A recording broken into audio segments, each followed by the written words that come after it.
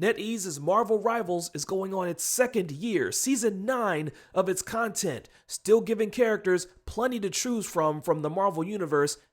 Feel like they're only getting started. New levels, new characters, reworks of a fan favorite, well, MCU related, and just overall, how can you be a better Marvel Rivals player?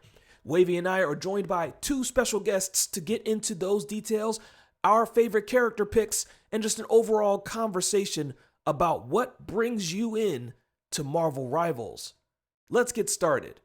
Or as Galacta likes to say, pick your hero or villain. I'm not judging. What's good, squad? Welcome into another episode of Fukapod, a Fukaname product. Find us all across the web at Fukaname, P-H-U-C-A-N-A-M-E. I'm your host, Frosty Phoenix. Catch me across the web at Frosty Phoenix, F-R-O-S-T-Y-P-H-E-N-I-X.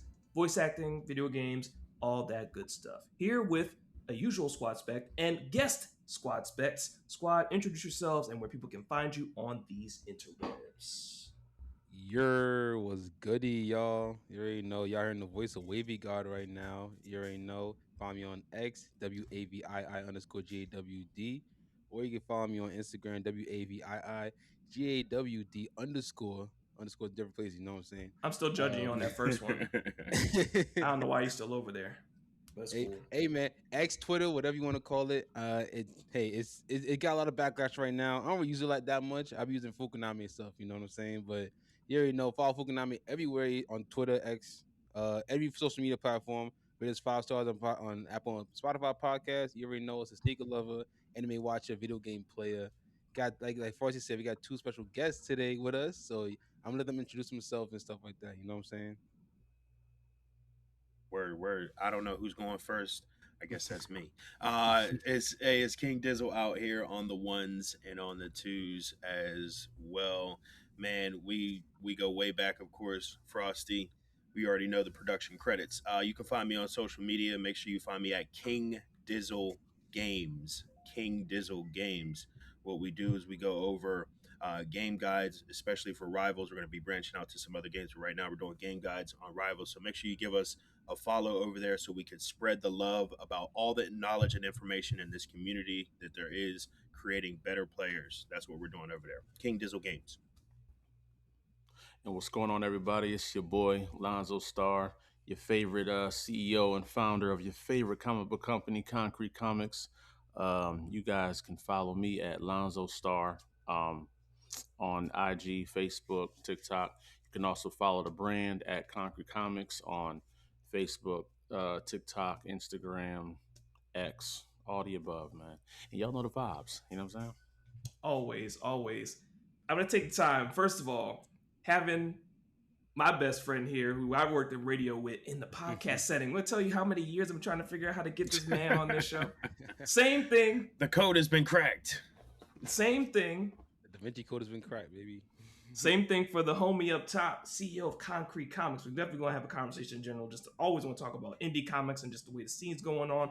And we talk about, just overall image of creators, black creators, different things like that on the internet. But that's not the conversation today. What we're talking about today is the game that we all play and share as, an intersection. And that is, well, you don't play it as much, but you know what I'm saying? But it's part of the combo. You did play it, so you have an idea. You know what I'm saying? Wavy fell back, but you know what I'm saying? It is what it is. Each their own. And that is, and then most of the squad fell back, but no shade. Everybody got their own thing. And that is Marvel Rivals, y'all. The Marvel Rivals. I think we're going on year 2 now. Going strong. Sir. Oh yeah, it's still going strong, man. Yeah. They have an IP that's like, it's timeless. Like it can add characters for many years to come. They didn't even scratch the surface yet, so they got mad time. Right. So. Absolutely. This is recording. We're in July, coming up on the end of July 2026. And for the recent updates, I think this is like a big chunk of updates that came for the game that are probably going to carry it for a while, and even a rework of a popular character, one of the legacy characters, which means that reworks. Now, do you mean that tongue in cheek? It's definitely a character. a character. that they reworked. We'll get to it. We'll get to it. And it's a legacy character, which means reworks of other characters are definitely possible, and we'll see if they even are necessary. But we'll get to this one character and what you guys think. So the latest updates for July, the character we're talking about in the first point, Black Widow, Natasha Romanoff, got a rework for how she plays. The whole way she plays is crazy. Like I was like, So I haven't dabbled in her like that because again, the way her kit worked for me, I wasn't a big fan, especially for the access for what she uses for her guns, and especially for like her overall kit and how she plays. She's what we always talk about that in Marvel. Like you got the superpower things, you got Thor, you got all these other people, Cap, you got Iron Man with the blast, and then you got Natasha and Clint with pea shooters and fighting skills. It's like what are we doing here? It's across the whole universe. But for this game in particular, we're talking about Black Widow's rework for how she plays in Marvel Rivals. I'm gonna throw it to K Dizzle because he mains Black Widow. You can talk about how the difference is with what you played with her before and playing with her now after this July update. What you think? I mean, I think the rework is a success. Yeah, I mean, because if you played Black Widow before this update, you already know this. I'll say this about Black Widow. She was one of my favorite characters to play because I still believe that every character could be S tier depending on the situation.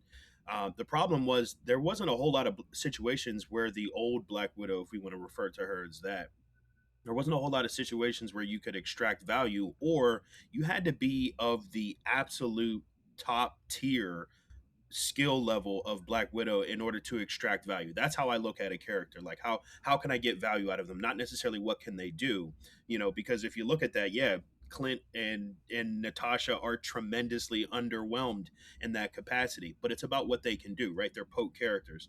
And the problem with Black Widow before is that while her stopping power, if you will, was great, you could finish off enemies great, it required kind of a team effort, right? Like it was hard for you to go out there and just solo, just be picking people off unless your skill was extremely high. And I think with the rework, the biggest thing that the rework did was it allowed Black Widow to contribute more to the team fight other than just KOs, just like final hits and things like that. Now she can pressure enemies. She can apply pressure constantly, on enemies, which means that, yeah, you still have that finishing power to an extent, but you're now contributing. You're getting more value out of the character without having to be an absolute god of accuracy and just skill level with that character. So that to me was the biggest change. You don't have to work as hard to get value, and now you have a poke character that has tremendous stopping power and pressure ability on the offensive end. This is, like I said, I have mained her in the past. I came back around, and she's absolutely my number one duelist right now. So easy to climb up the ranks and to get a lot of kills with her, because now her kit makes sense. Her whole kit makes sense. And you could still play her the same way that you were playing her before if you're an old Black Widow player, but just now you just have more ammo and more abilities to hit the enemy. I think it's great. Lonzo? I'll say two things about Black Widow, right? I never played her, ever. I've only came across maybe two godlike Black Widows that I was opposing. Other than that, I don't see her, man. All the characters I play, when I get shot once, she's done. It's over with. I'm coming after her the whole match, and I'm saying she's done. So I don't. The rework to me, I think it actually hurt Black Widow players because now to play Black Widow, you had to be nice. You had to be really nice, or else the team was gonna get you up out of there. Yo, swap, bro, swap immediately. You know what I'm saying, and now people think they nice because of her rework, but you still trash. So you got to swap out of that. You know what I'm saying? So I think it just caused people to think they actually nice when they not, because she's easier to play. You know what I mean? So for me, I don't know. Yeah, bro. I mean, I think though that's a big part of it though is like when people look at the star rating, I say this all the time. They always think that that's how difficult it is to play a character. The star rating is not how difficult it is to play a character. the star rating is how difficult it is to extract value out of that character, right? And so Natasha's 4 stars, not because she's hard to play, because she's hard to extract value. The Mm-hmm. rework has made it so more people can extract value. And to your point, yeah, it does kind of bring down the overall skill level of Black Widow players, but now more Black Widow can be used more to extract Right. value. Mm-hmm. which makes sense. I like I know when I first saw Widowmaker when he first came out. Yeah, I sound ancient saying that, but she was basically like Widowmaker in Overwatch. And like when Widowmaker came out Overwatch, and Overwatch, she was the cool looking character. But then when she was a sniper, it was like when you picked her, people were like, "Yo, switch off." You know what I'm saying? Black Widow, I think it was kind of the same thing. But now with the rework, I see after seeing some gameplay, seeing some people play her. Like she's definitely like more close combat now. She has a sniper mode if you want to do that. I think that's the ultimate now too. I think the sniper mode. Hmm. Yeah. But yeah, I think it's definitely a step up for what she used to be, and I think it's more to her character too, like in comics or in like the movies, whichever one you want to go by. You know, she's always been close combat. She was like from the assassination school and all that.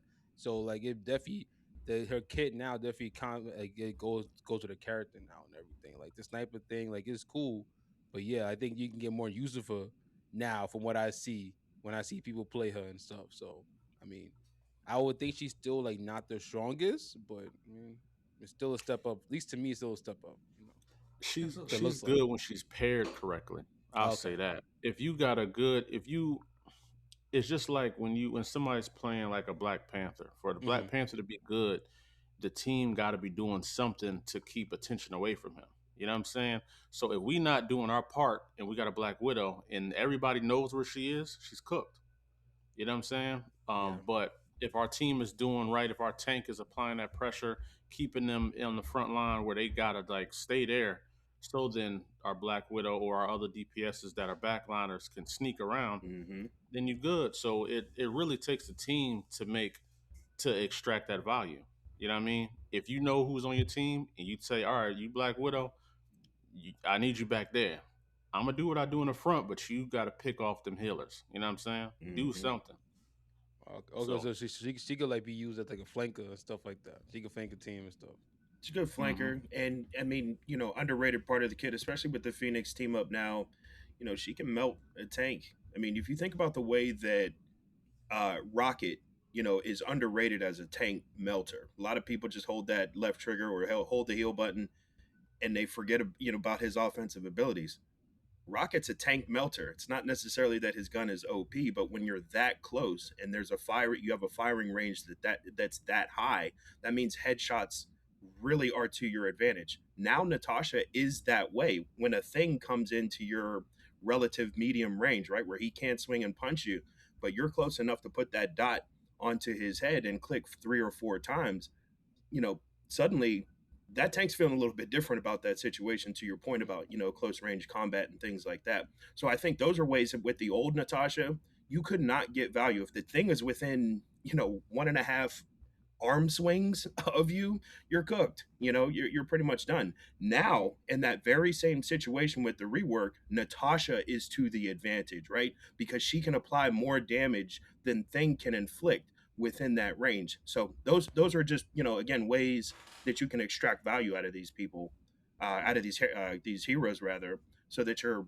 able to use them more, I think, in situations. I ain't gonna lie Okay. too. Half them cats in that situation be be too flustered and scared. They ain't thinking about headshots when they see the thing. They trying to get up out of there, and Right, that's why as they you be getting should be. killed. Yeah. They trying to run. They trying to, you know what I mean. As soon as you turn your back on the thing, it's over with. You know what I mean. So it takes a high skill level person to know. Oh, I can beat thing. I just got to do these things correctly to do it. Yeah. And a lot of people ain't got that. So then you wind up just having the liability in the back line, and then healers is screaming out. You know what I I mean? think that's why Phoenix right now too, not to get too distracted from the Black Widow thing, but I think that's a reason why Phoenix is kind of in a lower spot right now. Yes. Phoenix is very good, but it does require a higher skill tier than just being within poke range and throwing out flames. Some of these characters you do have to, Have some good aim. yep, Yeah, you gotta have exactly. aim, and see, aim is a reason why you see a lot of people don't play certain characters. Like you don't see when you see a Hela, she's either really good or bad. You know what I mean? When you see a Black Widow, really good or bad. When you see a Namor, because of his squids, people be good, but the ones that get a lot of kills, they Yep. got aim. They got aim. You Yep. know what I mean? So a lot of people play Scarlet because you ain't got to aim, right? You know what I mean? Cloak is kind of the same way, right? You ain't got to aim. So yeah, Yeah, I Cloak think is a on lot the of it, same type of time as Wanda. right. So I think a lot of it boils down to skill and just knowledge and where your value comes from when you playing any of these characters. Yeah, yeah, Okay. Yeah, yeah. I definitely know about to do that about Scarlet. Like Scarlet was definitely the character to me was definitely the most annoying to play because she was basically like what's her name? I guess you could say like Moira in Overwatch. I think she was like kind of like Moira in Overwatch. She was like or like a Symmetra or whatever. They could just like basically like kind of stick to you or whatever with their power and just drain you for the most part. And that used to annoy me every time. And like Mm. you really had to focus on, especially on Wanda. You had to focus on her a lot in order to like if they had a Wanda, you had to focus on them for the most part, just so they can get them out of there and everything. So yeah, I Nothing could worse definitely see than a that. flanking Wanda Mm-hmm. that knows Flanking Wanda that was the knows what they're worst. doing. That knows what they're doing. Ooh, Yeah, flanking that was the Wanda is worst. Flanking Wanda is crazy. nuts. Yeah. Flanking Wanda, flanking Spider Man when he was being used a lot. Like I hated playing a good Spider Man. Like he was. Ooh, yeah, yeah. Spider Man's back in season Well, 9 too. we'll Mm. hold on to that because it's. I think it's one of those things where teasing the conversation a little later. Characters that high, mid, low. It's characters that stayed mid and got high, were mid and went low.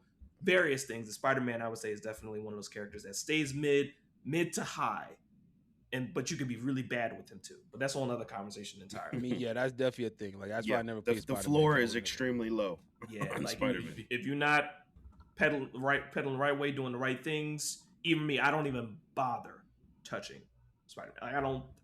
If I'm not getting no reps in the practice range or whatever, try to understand what I'm doing with him in straight paths. He is not a character to try to play in the field unless you know what you're trying to do. He's definitely the hardest player to play. Yeah. Like if I just don't got the patience to try to learn him. But Spider-Man, I'm with it. Same. Spider-Man is when you come across those gods that be out there. Oh my Mhm. God, bro. Yeah. They are. Either You know what I mean? either you a Wussy Parker or you Peter Parker out here. Like the people that be like, Spider-Man now scrap with everybody in Civil War, like you know what I'm saying? Like that bull was out there, you know what I'm saying? So it depends on your skill level. Now, I'm gonna move a character up in the conversation. I was gonna hold it for a second just because it wasn't necessarily in an order here for the main points. But now on the opposite side of support for Black Widow, we got a new character, which is one of the things that we always talk about: support. Yep. Jubilee gets added to the team, gets added to the roster. Look, when I tell you that I played her a bit, I like the way she heals, and after a video I saw actually with King Dizzle and understanding her kid a little better, and even a tip I got from Lonzo from a teammate that you and I played. Lonzo, we play a team on Rivals. Tip, shout out to Mark. He's gonna love that I'm shouting him out right now. Telling me about the bubble burst and her infinite attack to then unleash a bubble and use that infinite ammunition on the bubble to expand the range. And once you get a flow going, she is very versatile. Every healer that we always get in the game when they're introduced is very versatile until some type of rework hits or people start to understand how to get around it to a degree, or it just seems like they just kind of see a nerf. But just talking about her introduction and what you've seen on the field, and or if you've played her, we'll go with Lonzo first, and then Dizzle, and then Wavy. What do you think? What do you think about Jubilee? Jubilation Lee in Marvel Rivals. I think for me, Jubilee is great. I like the movement. It's easy to play as her. You don't feel as vulnerable. Like if you get caught in the back line, she kind of she's fast, so you don't feel like how you feel when you're playing like Mantis. You know what I'm saying? Like when you're playing Mantis, if you don't hit that sleeper thing to get away, you're done. You're out of there. But Jubilee, Yep. you can move. You can kind of put the healing thing around you and do what you got to do. So I think it's dope. As a I think I'm more so uh tank main Frosty, right? Yeah. I play everything, but when I'm tank, you know what I mean. So Yes. for me, if I got a Jubilee on my team and she's locked in, I feel like the heals are fantastic. I don't know if she is there's only a few healers that I think can solo heal. Like if it came down to like a solo heal situation for some odd reason, she may be one of them that could do pretty good. Like her and like maybe Cloak and Dagger and them. Um, White Fox, I guess, is pretty good. I never played White Fox, but the ones I've seen, she heals really good for tanks. But Jubilee, I like the pairing of Jubilee and Gambit. It's a very good pairing when you got those two as your healers, because they both fast, they both got a wide range, and they can fight as well. So they're not. You don't really hear Jubilees or Gambits crying from the back lines too often. You know what I mean? I Yeah, hear that. yeah. I mean, she I think is probably the most fun to play with right now in terms of strats. And I'm a strat main. This is what we do, and it does get kind of boring back there for some characters because you're always playing the same positioning, and you're oftentimes punished for getting out of position. And being out of position for a strategist means that you're being a little bit more assertive offensively. You're helping out with the offensive push, and sometimes that's what your team needs.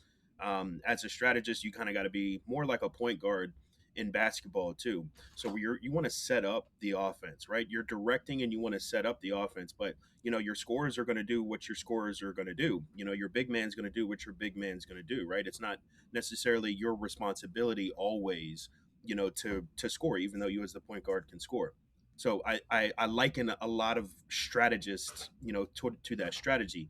Jubilee has the ability to sort of press on the offensive, engine as well, which adds an element to what she's doing. And to Lonzo's point, she can put out enough healing when you really lock in on heals to be a solo healer or to be one of a duo in terms of healing. And some of the most fun healers to play right now, you can pretty much only play in triple support, where your team only really feels comfortable playing them in triple support. So now you've got a strategist that's fun to play, that can apply offensive pressure, but can also provide main level, main power heals essentially at the end of the day if necessary. So that's kind of the biggest thing I find with her is that she's everything that you could need as a strategist she can be, depending on how you play her. But the one caveat is that she is not easy to use. She is not pick up and play like, oh, just aim at your team and just heal them, you'll be fine. There are layers of her kit. You have to do step 1, then step 2, then step 3, right? But it is worth it because, to your point, Frosty, like, once you unleash level 3 of her kit, which is really activating those sparkle beams and being able to provide pretty much a constant stream of healing, high intensity healing, for lack of a better term, I'd put her right up there. But she's not easy to use, and I think that's going to push a lot of the general crowd away from using her in ranked and intense situations. That's a good comparison too with the that the healer or the strategist is like the point guard in basketball. I've been playing these kind of team shooters a couple of times every now and then, but I never thought of that they were like the point guard and stuff. 'Cause I know, like, obviously, like your DPS or your duelists, they like basically the shooting guard, small forwards or whatever, the scorers and everything, the big men Yep. like the power forwards in the centers. But I never thought of the healer as like the point guard of the team. Because yeah, there's a couple, like, if you find a good strategist or a good healer, whatever, they could definitely get some buckets and everything, and For they'll sure. definitely get some assists out there, the healers and everything like that. But but they can score if they want to. Like that's Yep. how I was doing when I was playing with Mantis. That was my healer or my strategist when I was playing with Mantis a lot. But she's definitely a light character. So like if you get caught, Mm-hmm. it's all for you. And it's like you better have two Right. healers if you have a Mantis on your team. You know what I mean? So Right. now the Right. Jubilee is like, I feel like she's not really the same, but kind of is from what y'all were just saying and everything, and from what I see of people playing her. Like I was actually wondering how they were going to put her in this game. Like how were they going to like make her? You know what I'm saying? Because I'm not. I read some. First of all, X Men comics. There's a lot of X Men comics, so it's like it's whole hard to keep up with all of them and shit. But I never really knew her powers like that, so I was always kind of wondering like how are they going to incorporate her in this game? Like what is she going to be? A duelist, a strategist? I don't know what she was going to be. So it was surprising to see how they like incorporated her and everything. So For sure, for sure. Like I think for people that are surface level understanding X-Men, like you think Jubilee is just pyrotechnics, just like, and hmm they even play her a lot in the storylines as like a damsel in distress to a degree. She's never really saving anyone. She's always usually getting into something and being saved, right? But you never think hmm about her as being like someone that will get the whole team out of the situation. Like when Logan shows up or Scott shows up, oh, all right, I'm cool. We about to be saved, But you don't see Jubilee show up and go, I'm saved. You see Jubilee and go, oh man, we yeah, we about to have to get saved by Logan or Scott or Gene or Bobby, like Iceman or somebody else, but Jubilee. yeah. You know what I'm saying? X Men '97 is doing a good job of like showing the stuff though right now. So Yeah, I appreciate '97 for that. yeah, yeah. I feel like Jubilee is definitely she's very versatile, but I one thing about playing a strat is a lot of people don't understand how important it is for that strat and tank communication as well. Oh, thousand Mm, percent, yeah. The strat sees the whole field like a point guard, right? hmm Or a quarterback. But the Mhm. tank is like the center of the quarterback. So yeah, Yeah. I hear what you're calling out, but they doing something right here. You know what I mean? So you kind of that communication is very well, and the second strategist is very important because their job is not necessarily to heal the tank. They're supposed to be making sure the other healer's good. So you heal the other healer while that healer's healing the tank, and y'all can both, you know what I mean? If they good, y'all can both just be healing whoever. But when it gets muddy, you got to heal the other healer, and usually that should be the that shouldn't be a Jubilee. Like if you got an Adam Warlock and a Jubilee, Adam should be healing Jubilee. You know Oh what I yeah, mean? thousand. Yeah. Doing what they gotta do. I'm gonna make a comparison real quick. I'm gonna throw a Yu-Gi-Oh reference in here because it's what I know. Oh, okay. So there's a monster called the Marauding Captain, level 4 warrior, and when you summon it, you can summon something else, another level 4 or lower warrior to the field. The bottom effect is when another warrior is present. I think it's either one way. When another warrior is present, you cannot attack this monster. Now imagine having two of them on the field next to each other. You can't attack this one and you can't attack this one. So they're literally bouncing off each other. That cuts off a strat. You have to figure out how to attack a person over those two because you can't hit them straight. You got to do something different. So we're talking about holding down the field for these two things as long as they're feeding off of each other. So I think it's like to your point that just brought to my mind, Lonzo. Yeah, I was gonna say. I think if I'm reading you correctly, and I think that is a really important part. That everyone is important. You want to keep everyone alive, of course, but also as a strategist, you do have the choice. I was watching a video, and I wish I had the reference right now so that I could give them credit. But they basically said that your life is the most important life as the strategist on the field at any given time, and you get to then decide who else lives as well. It's a very powerful sort of role, but to excuse me, to that point, if you want to have that sort of shield level of protection for your entire team, protect your tanks, right? Like your tanks are there to create space in whatever way that is. And if you are not, as a strategist, keeping them up, you now don't have that sometimes invisible barrier that exists between you and the enemy team. So a lot of strategists, they're getting absolutely murked in the back line, and they'll say, "Hey, look, we need to get this, the divers and stuff like that. That's communication that you need, of course." But you got to understand what actually protects you is the team in front of you. And oftentimes, the core, the keystone of that team that's in front of you is the tank. It's the vanguard. You want to keep that vanguard upright, even if it costs you extra time and attention out of whatever it is that you're doing. Trust me, it'll pay back dividends later on in the fight, 10 seconds later in the fight, when the enemy might be exhausted of their resources, but your tank is still up swinging. That can make a big difference in whether or not you end up cleaning up and getting kills at the end of the day, as opposed to you trying to press forward and fight alongside the tank to get kills in that way. So I've found that that's a little bit more effective as a strat as well. Yeah, no, it's definitely very important. I think that's what the true nature of the 2-2-2 is, right? Because when we got 2 tanks, 2 DPS, 2 healers, and I'm sure Frost heard me coaching a other tank before. Like if somebody's playing Penny, I'll say, "Yo, bro, you don't move. You stay kind of near the team. I'm gonna be jumping back and forth as Thor. I'm gonna be Yep. messing them up in the back line to scatter Oh them yeah. so that our DPS can attack. Yep. Or if he's a thing and I pick Thor again, I also tell him don't go too far. Let me go because I can fly back and forth. I go attack them in the back line and jump back here to help you. But I kind of coach. I kind of coach sometimes the people behind me, and I let the healer know like, yo, don't worry about none of them. You just heal him. I'm gonna protect that tank as a tank. And DPS, one of you stay back to help the healers. The other of you coming with me. You know what I'm saying? And we kind of roll like that. There was one game, me and Frost was playing like Iron Fist, I think. I told Oh him, yes. listen, bro. I said, bro, we not gonna see nobody this whole game. We not gonna see nobody. I said, just follow me, man. And Frost, because he was Iron Fist, it was easier for him to kind of distract him. And I'm Black yeah. Panther, so and then we got out of there. So, that coordination, when you got that right coordination in the game, Yep. man, Mm-hmm. you don't feel nothing like it. 100%.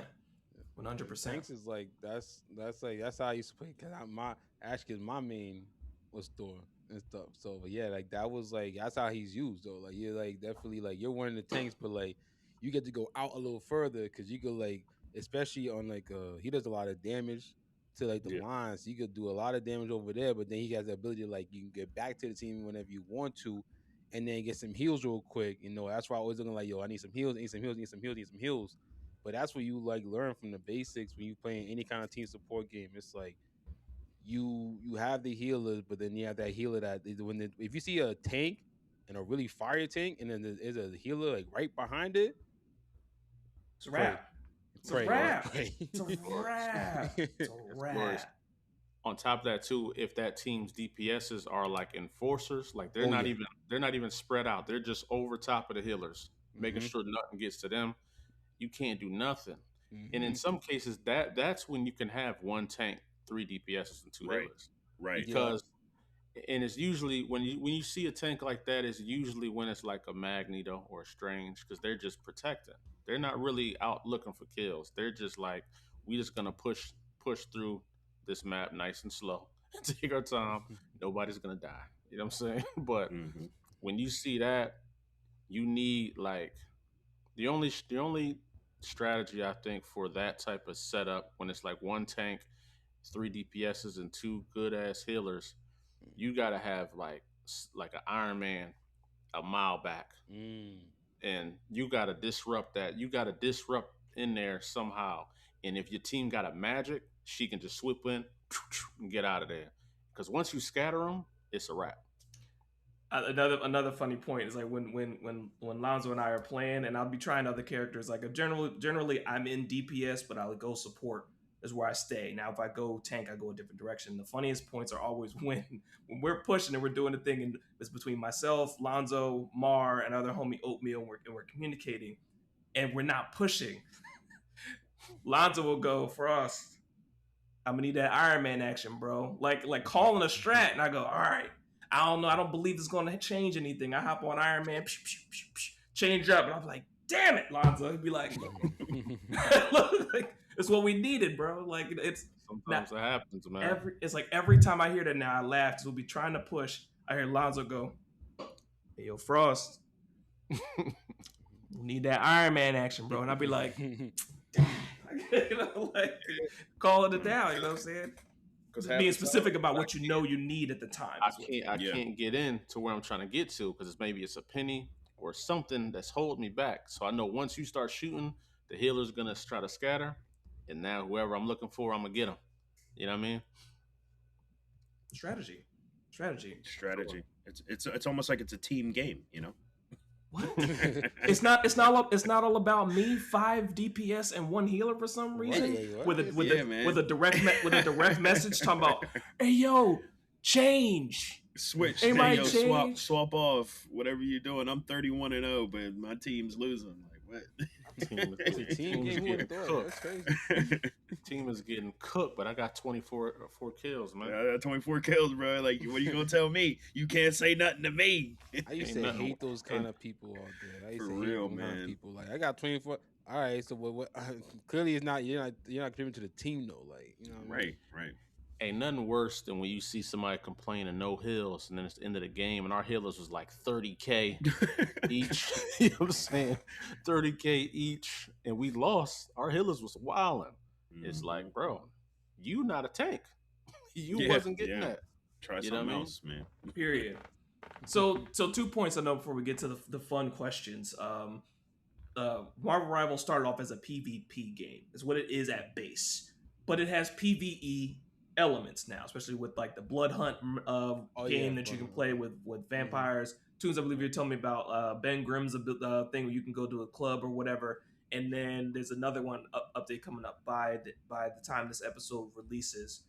I believe there's another mode coming for something involving Ultron in the Age of Ultron Yeah. for a PvE mode. In addition to also you can go hang out at the beach, you can go hang out in Manhattan. Just pick your favorite character and go hang out with a bunch of people, grow them sizes, take pictures, talk to people, do whatever. And then there's other game modes too where you just scrap with people. There's no goal. There's just you and your team scrapping, period. And then there's you versus everybody else in the room scrapping, period. So a lot of modes that are available in this game. Is trying to be your one-stop shop for all things gaming. Oh, I just like to play PvE. We got that. Oh, I like playing. I only like fighting people. Oh, we got that. I'm not a team person. I just like scrapping with people. Oh, we got that. Oh, I like just looking good of my skin that I bought, and I want to hang out in Manhattan or on the beach and take pictures. Oh, we got that. It's trying to be a one-stop shop for free 99. Well, free, but there's paid to pick. There's barriers to entry. You know, free at base. Where do you guys find yourself being? Like, do you guys only hop in and do the thing that we initially came here for? Or do you find yourself also dabbling in the new features that they try to introduce to keep you here? I don't really mess with the PvE modes probably as much as other people. They are fun to play. I like that you can go to the beach, that there's something else to do other than be in the menu screen of the game. It does add to the quality of life, I suppose, of what's going on. I still think that playing Rivals as it's played is still the main attraction there. And so I think if they have some other things that are going to, as you said, keep people on the game a little bit longer or whatever else like that, I think that's fine. But I think though that a lot of this stuff appeals more to the people that already play the game, and it's giving them more so than a way to attract other people from other games.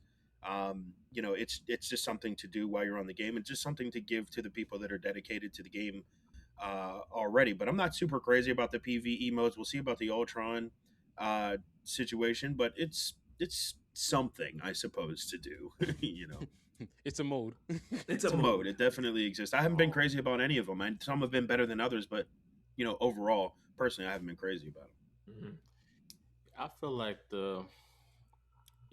I discovered the PvE thing by accident. I was on a game with some people, and they were just waiting for like another friend, so they was in New York.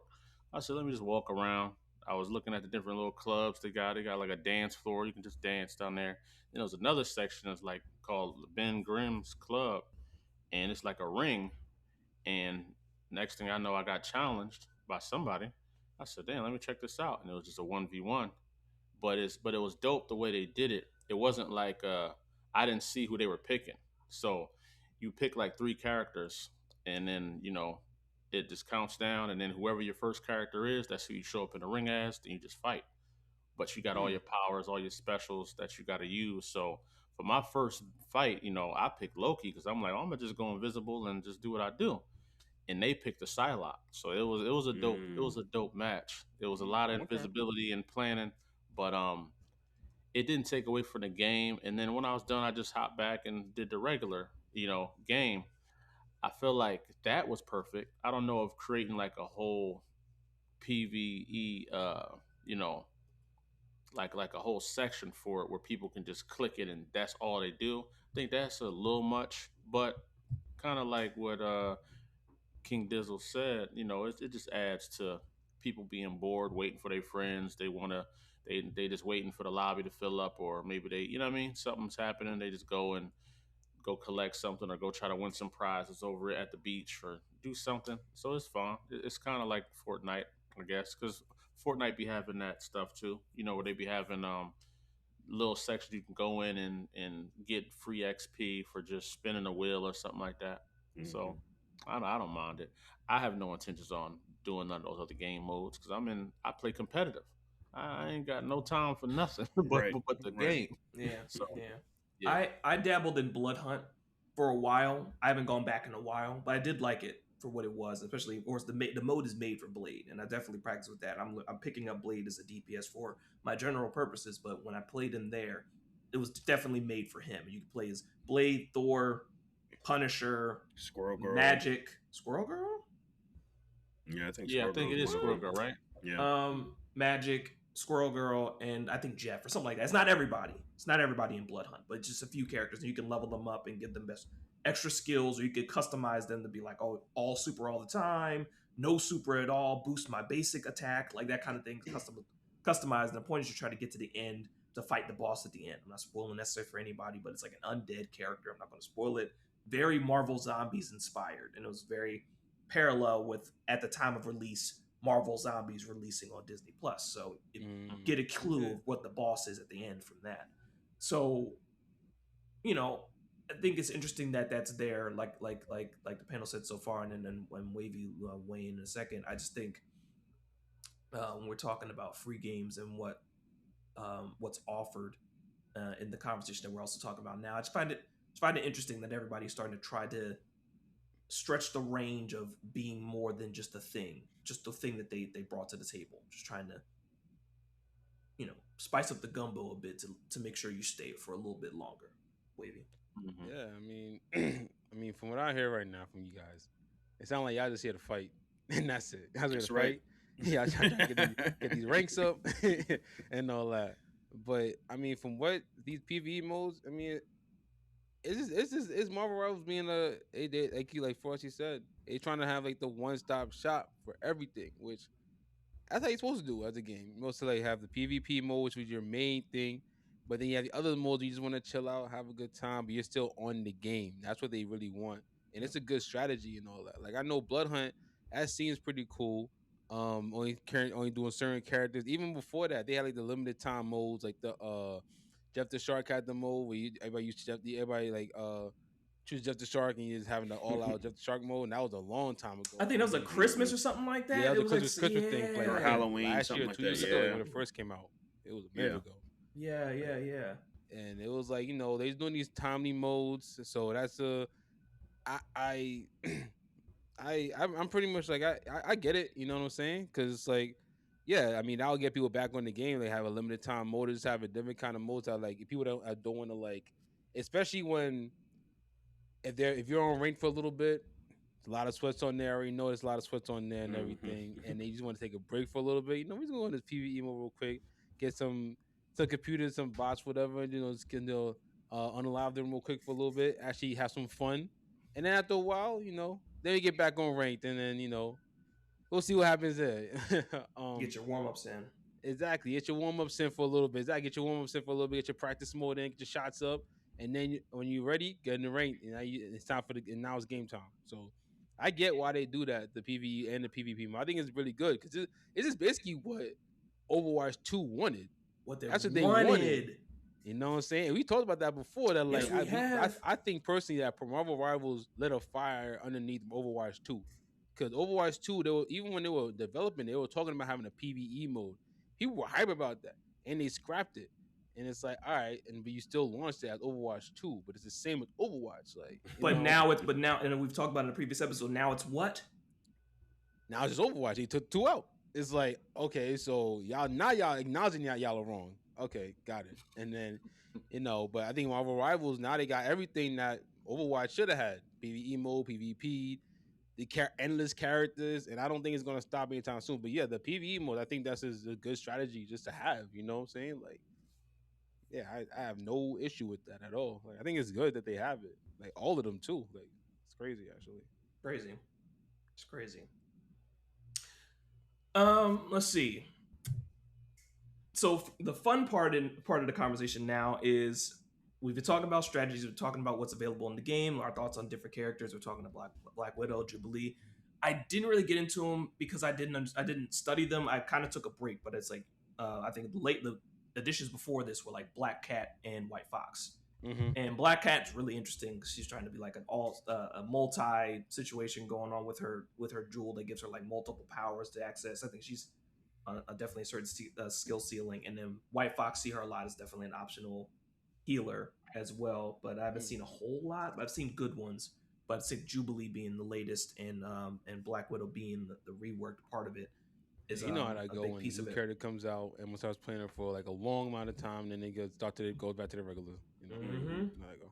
You know, but we'll go around and just talk about the mains and who are your mains in each category. And I'd probably say I've mastered everyone. Right? I got the one. Now I'm talking to you people. We're talking about I play this one character, just the one. You know what I'm saying? One trick. It's one trick pony, right? But we'll go Dizzle Tunes and then Wavy. Who are your mains in each category? If you say tank, none, DPS, that like who are your mains? Who are your mains? And then I'll go after Wavy. Oh shoot. So this sounds like an odd main because I am a strategist main, but I'm an Ultron main. Like I am an absolute animal with Ultron. I play at the absolute highest levels. He's somebody that I think plays a little bit better whenever you get up, to the higher elos because you can strategize and whatnot. But yeah, Ultron is my strat main. And shout out to you getting his upgrade. I whiffed on that. Two drones instead of the one when he started off initial cut. He has 2 drones now. Sure. Even with one drone, I was pretty much able to get him up to Lord even with one drone. The second drone is a lot more expansive. You can be a lot more strategic with 2 drones as well. But he's a really good strategist. I main him. As for my duelist, it's the role that I play the least right now. It's got to be Black Widow. I mean, I've mained some other DPSs. Because they were just better than Black Widow. I like playing with Black Widow when she was better. Now Black Widow's good, so I'm back to Black Widow as my main. And as for the Vanguards, it's Devil Dino right now. I don't get a chance to play him as much in ranked. He's heavily banned in ranked. But, whenever he does get through the ban phase, absolute monster with Devil Dino. And I've just been learning his kit as of the last, half a season or so. So it's been really fun to learn him. Okay, we're gonna start strategists. I play a lot. You know what I mean? I play a lot of characters, but I think it depends on who I'm pair it with. If I don't know the other players, like in competitive, and we need a healer, I'll probably go Sue, maybe. But recently I've been doing Gambit a lot. But if we talking just lords, I'm a Lord Loki. So Nice. I was grinding crazy with Loki. But I mean about four different strats. Loki, Sue, Gambit, and Jubilee for sure. And I can do an Atom as well. Um, DPS is Namor or Black Panther for sure. That's all I need. But I rarely get to play DPS. Like I Same, rarely get to right, play it. exactly. But I don't even on like the playing stats, DPS, honestly. on the stats, like according to my history or my, you know what I mean, my stats, my most win category is if I'm Namor. I win the most when I'm him. Um, and Trying to tell you something. I think my most Hmm. I'm most proud of my Lord Black Panther because I built that when he got debuffed. Yeah, I mean it was tough. That was probably the hardest Lord to get that I've ever got because I was in the trenches, man. And any of y'all Black Panther mains, y'all know the healers ain't coming for you, man. They're not Nope. looking for you. They don't see you. So you really got to get it. I had endless fights with Spider-Man, endless fights with that man, unrelentless. You know what I mean? So yeah, Black Panther, Namor, and then when it comes to Vanguard, which I'm permanently locked in, damn near. Uh, I don't know. I think I'm really good at Strange and Magneto. Those are my 2 first lords. But I think my versatility with Thor is gotten a little crazy. It's gotten a little crazy. But those are my three Lord tanks. Um, and really, if it's requested, I'll go mag. That depends on what the DPS is or whoever's asking for it. I'll go mag or I'll go strange if there's a wand on the team. But if I just need to beat some folks up, I'm going Thor. That's a good one. That's a good list. As one of your mains is definitely my main. Always my main since the beginning. So Thor, that's definitely my main. I've been on him since the game first came out. But also Penny too. I like it. I like Penny a lot. Penny I think is a little more. You can move a little more with Penny. Well, I think you move a little more with Thor, but Penny has a little more like gadgets and stuff that make it so you have like a lot of traps. So I really mess with Penny after I learned how to use her. Um, and for if you go on duelist, I don't do like I said, I don't do DPS a lot. Even back in Overwatch, I never did DPS a lot. 'Cause I tried them, because I couldn't really do. I couldn't get the most out of them, especially in Marvel Rivals 2. So, but if I do a duelist, uh, I will usually pick Moon Knight and everything. I don't know if people like really use him right now like that now. But when I see, if people still I use will him, ban him right now. oh, Right now. now. Like there's no one else on there. There's no suggestions. I'm banning like seriously. He's my first one. I'll take a penny in my match before Moon Knight. It's the J.K. Simmons video. If I see another one of these, one of them ox on the field, I don't care what I'm doing. I shoot it down to even get it. I don't care if you finish it off. The health is here if I don't destroy it myself. Right. I see an onk, I'm shooting it. You treat onks the same way you treat Iron Man. You see it, shoot it, please, right now. Don't wait. Don't let it sit there because it will hurt you eventually. Bro. I didn't even know. Okay, so Moon Knight is still. All right, he's still that guy, yo. If you know what you're doing, he's an extremely disruptive character. And remember, they had to slow his super down. That's right, they did. I remember that. Yeah. And I noticed it too. When they did do that, I was like, yeah, I could definitely tell now. It's definitely a lot. Dude, it's still fast enough to get me. What'd you do? What did you do? You didn't do anything. Him and Squirrel Girl, I feel like get they special so fast because they get so many hits. So much passing. You got that joint going crazy. Squirrel Girl don't even got to be in the same arena to just throw her special off the walls. So they get they special so fast before you know it, squirrels are running at you. And before you know it, you hear Kanju coming. The moon! The moon has haunted me many, many times. It's crazy. Yeah. Hey, because Squirrel Girl, I remember she was basically like Junkrat. And over, I'm like, yo, I'm tired. I'm really tired of this. If you find a good squirrel, it's just throwing it, it's launching them anywhere. And like you said, squirrels coming at you right after because the ultimate comes so fast and everything. So she was definitely the ones I was so annoyed at. The kill cam I see when I get got by a Squirrel Girl, she's not even looking at me. Nope. She's not even looking at me. She's launching them, whatever, and then she's like just pissing me off.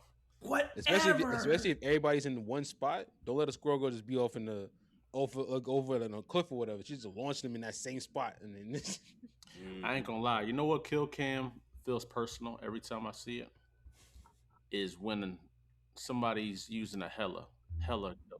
Like Hela when she kills you, it's personal. Like she was. Yeah, there's no accidents with her. There's no accident. She was really trying to take you out. Every time you see it, it's like she wasn't looking at nothing else. No, you.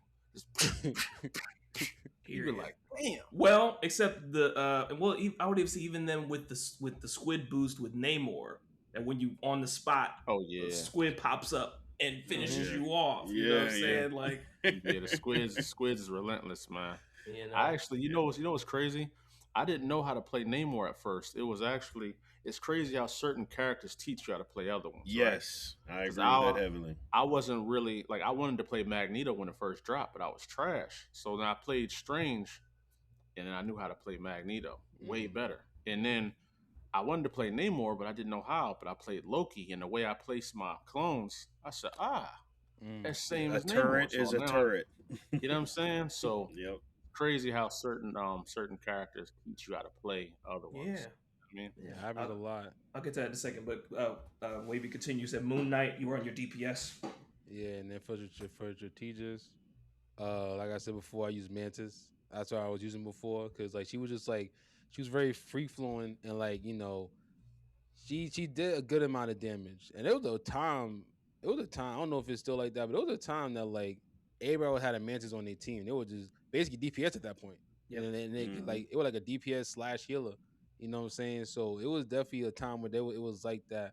I don't know if it's like that a lot now. Kind of Jubilee just came in the game and everything. There's a couple more healers, a couple more strategists.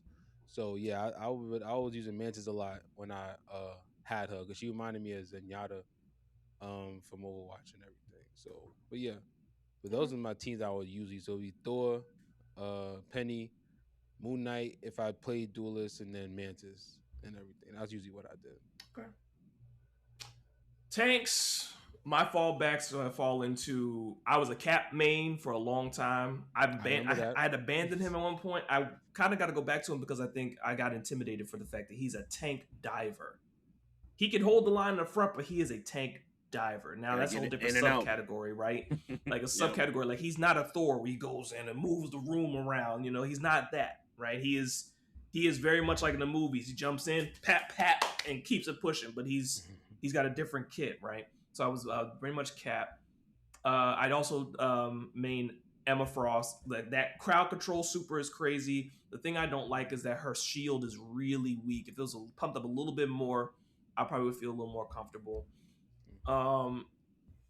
So I think that's that with tanks, my main two go-tos. Now I'll play Thing, I'll play Thor, I've never touched Strange, I've never touched Magneto because of what I understand and the needs are for them, and I don't really fall into those categories of needs, especially when it comes to when I'm with Toons and Mar in our team, or if I'm playing by myself. I never fall into that Plinko category of choosing one of them for my own options. Just for what I know, what I understand the team needs and what I'm best at. So they don't land on that. Not that I never will, but right now that's just not my thought process. DPS, I'm an Iron Man Lord. Now I've gotten, here's the insulting part of people. When sometimes you play the game and you either are having a bad time or having a good time, depending on what's going on. If you're having a bad time and you're Lord and you just can't land those shots, and of course you get the DMs like, oh, how are you an Iron Man Lord? It's called being human and having a bad day. Relax. Right. But I got here. Okay, relax. Just be jealous or whatever. You're better than me. Fantastic. I'm gonna go get my job and go hang out with my wife and watch TV. Congratulations. But Iron Man, Mr. Fantastic has been a great pickup for me. I didn't really think much about him, but definitely a great pickup for me for the range, for his standalone. His standalone for me is PlayStation, so R1. His standalone bumper R1 for survivability when I'm in a pinch. I don't use his other move where he can stretch and bring together. I find that move is not inconsequential now because you don't have enough time to bring people together. That don't stand together enough. People should be moving. That move shouldn't really be utilized. If people are standing long enough for Mr. Fantastic to do the grab and smack together, y'all are doing something wrong. That's where you want to get those healers, though. You get both their healers in the same one, though. Knock them into each other like a gong show bong. That could be useful there. Just a small tip, but anyway. I'll think about that because especially if I'm looking. If only if you can get healer in both of them, but yeah, exactly. But I'm dabbling in Blade. I have a Hawkeye. I have used Hawkeye, and I want to get good with him. I have hit good shots. I've hit bad shots. I've done a lot of different things with him, but I don't find use for him in the games that I play. Like we talk about, like when people pick DPS or when it's open and the needs are met. I try to utilize him, but it depends on like what my aim's looking like that day, or a lot of different variations for things. But I really like Hawkeye. So that's for mains for DPS. Oh, and then of course, like I've dabbled in, like Lonzo mentioned, like Iron Fist. I'm trying to master the air juggle, like him running in the sky. I haven't mastered that yet, but it is what it is. Daredevil, dabbled with him a little bit too. I gotta get back to that. He's a duelist, right? Yes. That makes sense. If he was anything else, I'd be like, all right, that doesn't make any sense. yeah. And then strategist. Now my mains now go to are Cloak and Dagger, Sue, and Jubilee now, and then Ultron my fourth if I really think about it. But those three are definitely my top. Jubilee just for the strat that I talked about earlier about the as soon as you get the spark for the infinite bullets and you're healing and filling up the bubble. I love that versatility for that. I love that, like versus the struggling of Cloak and Dagger healing everybody individually. It's just like, all right, you're done. Okay, You're hurt again. All right, okay. All right, all right, cool. Shield out. Wall of healing. Damn it, you're hurt again. All right. Okay, you know what I'm saying? Like, so it's really interesting. Life of a strategist, right there. You know, Sue is like when you drop the shield down, you expect people to go to it and heal. Like, because you put it in a place, go there and heal. And people go, I'm good. I mean, you suck. It's like that was there. That was there for you. All right, that's okay. That's cool. All right, we'll keep pushing. That's great. That's fantastic. But yeah, those are my characters. I found that when we're talking strategists, I think like we talk about, I think when you really have an understanding of team compositions and what people need, I find that all of us, I think we can agree that you meet the need of the strategist because you most people want to be DPS, the hero, even sometimes a tank. But everybody wants to be the hero, wants to be the damage. Everybody wants to be DPS every time. It's been like that since the beginning of the beginning of these kind of team shooter games. It's always everyone wants to be the DPS because they want to get the most kills. They want to save the day. They want to do that. But then you have to come with the realization that sometimes you're not meant for that. Or sometimes the team doesn't need that. You're not the main character, champ. You know? Yeah. Maybe we need to hold some space, or we need more healing. Like you said before, even some healers can be a DPS if you're good enough, So. Oh yeah, and that's the thing about this game. Everybody gets bodies. Like, you know what I mean? Not everybody's gonna have 40 plus games. You know what I'm saying? Like, that's crazy. Like, most of the time when you see it, most of the time when the team really clicked up, and you say you got 2 and 2, you'll see your tanks are usually, both of them might got 15 kills, right? Both of them. Then your DPS is both in like the 20 range, and your healers are like right around like 11, 10. That means that everybody's just doing their job. But oftentimes you may see DPS with like 50 kills, and then we lost. You know what I mean? Because he's doing insignificant kills. He's not killing the people that we need to win. He's just whoever's in front of him. He's just taking them out, or he's out here battling another DPS when that don't help us. Like, let your tanks take out the DPSs. Let our DPS take out the healers. Then let the whatever our healers are giving the tanks is hitting the other tanks, and that's what helps us kill the tanks. You know what I mean? Because a tank fighting a tank, it's pointless. We're both being healed. We're both just going back and damage. You know what I mean? Help healers get their ults. So, like, you gotta take pieces off the board. Like, sometimes I'll let I'll tell Frost, sometimes I'll let a tank walk past me because I'm like, oh yeah, once he's past me, I'm getting who's behind him. I heal him. That's it. And I tell the DPS, yo, Frosty, aim at such and such, because I'm gonna get who's behind them. You know what I mean? And it works. So a lot of people that want to play DPS, they don't think about the strategy. They just see the bodies. That's it. Yep. Yeah. I think if there's one thing, I mean, and I don't play as much DPS as I do the other two roles, so I don't want to like speak from the top of the DPS like mountain here necessarily. But one thing that I do think that is important about playing DPS is target prioritization, which is kind of one of those non-sexy things to talk about when it's when you're playing DPS. But to Lonzo's point, if you're just battling another DPS, your kill count can go up without really having a good effect on the team.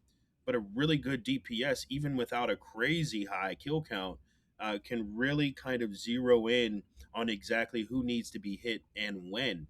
There's a moment when the healers, when they cycle through their cooldowns, are going to be in a kind of a weak phase or a vulnerable phase, if you will. If you increase attack during that time window and you focus in on a single target that's vulnerable, it's a lot more effective than just throwing shots into the tank because they're the biggest and most obvious target on the front line. And I do see that a lot of lost value essentially from the DPS position, from not picking, being sure to pick out your target and focus on that target as you're doing that. But just again, just something that I think we're not getting enough value out of DPS sometimes, Yeah, it's tough. I've seen Johnny Storms flying around fighting storms, They're just flying in the air. Yeah. I'm like, yo, what are we doing, man? Yo, I You know hated what I Johnny mean? Storm, yo. I Like, and hated Johnny even Storm first game. Wow. yeah, like even as Black Panther, sometimes my kill count's not that high, but my kills were all they were all important. Like Yep. because I'm only when I'm Black Panther, I'm only going after the healers. I'm not looking at no one else. If they got like a rocket or somebody like that, it's over with. I'm on them the whole time, and I may have only got them 3 or 4 times, but those 3 or 4 times, I seen my other teammates start killing other people because I took a healer off the board. You know what I mean? Exactly. So to me, Exactly. I'm fine. DPS's job. That's DPS's job. The DPS job is to the back line. That's your job. Is to the DPS job is the flank, to find a way to flank and stuff like that. And the tanks will probably handle and the healers will handle the tanks, and the tanks will be able to like handle the front line and get the guards up. But the DPS find a way to flank, get the back line. That way we can just run through them. That's usually the DPS's jobs. If you find a good DPS, that's why I said if you find a good Spider Man, even a good Iron Fist that will annoy the back line, you're good. You're Yeah. good. You're good. Period. Mhm. Period. Yeah. I wanted to ask this question. I think it's very what's the word? Nuance, I think. But even with the current roster, and this doesn't even have to necessarily even be long, like who do you think is useless or phased out? And by say useless or phased out, everybody has their usability, but I think there's some characters that you just go, why'd you even pick them? Right? Um, depending on what's going on. I would even say on the opposite end of that, I think a character that I don't see utilized enough, even in base games, is like a character like Storm, who's a booster for everybody. Like I don't see any storms. I don't People see a lot picking of storms storms either on anymore. purpose. Um, but who do you say,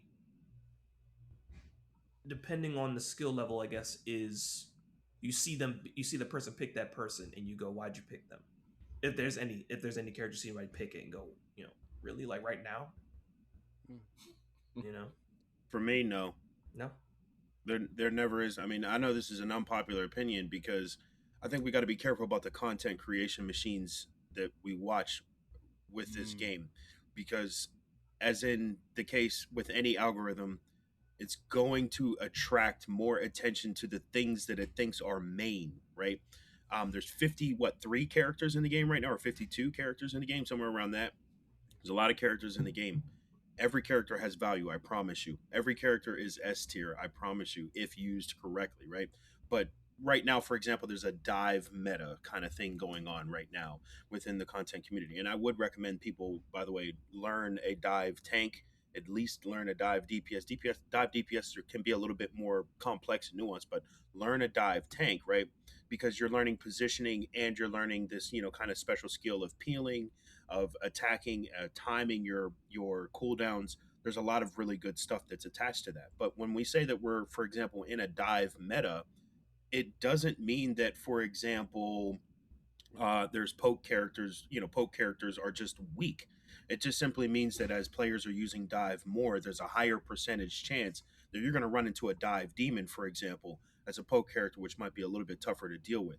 But naturally, does it make poke characters less effective or weaker than the other characters? In my personal opinion, I think no. I think everybody is usable, but I don't think that every character is usable in every situation, if that makes any sense. And so yeah, where and when to use them is a critical part of extracting that value. But I don't believe that there's any character in the game right now that is unusable. Black Widow was close for a while because of how high a skill level you needed to be to be effective with her. But I think that's probably about the closest that we've come to a character where you're like, don't pick this person, please.